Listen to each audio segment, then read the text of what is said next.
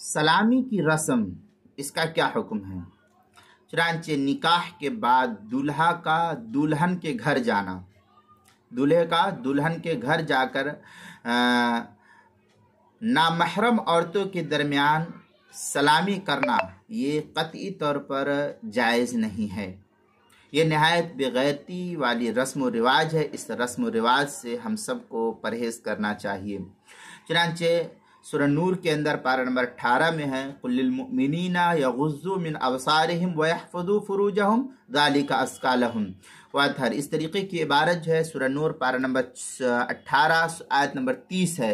شعب الایمان للبیہقی کے اندر ہے عن الحسن مرسلا قال بلغنی ان رسول اللہ صلی اللہ علیہ وسلم قال لعن اللہ الناظر والمنظور الیہ۔ یہ شعب الایمان للبیہقی کی روایت ہے، جلد نمبر 6 صفحہ نمبر 162، حدیث نمبر 7788، مشکات المصابیح صفحہ 270، اور صحیح بخاری میں ہے عن عقبۃ بن عامر رضی اللہ تعالیٰ عنہ ان رسول اللہ صلی اللہ علیہ وسلم قال ایاکم والدخول علی النساء۔ یہ صحیح بخاری کی روایت ہے، جلد نمبر 2 صفحہ نمبر 787، اور حدیث نمبر ہے 5036۔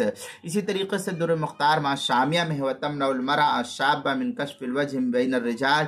اس طریقے کی عبارت در مختار مع شامیہ میں ہے، جو کراچی کا چھپا ہوا نسخہ اس کی پہلی جلد صفحہ 406، اور جو زکریا بک ڈیپو دیوبند کا ہندی نسخہ ہے فتاوی شامی کا اس کی دوسری جلد صفحہ 79، کتاب المسائل چوتھی جلد صفحہ 318 اور 319 پر بھی اس کو نقل کیا گیا ہے۔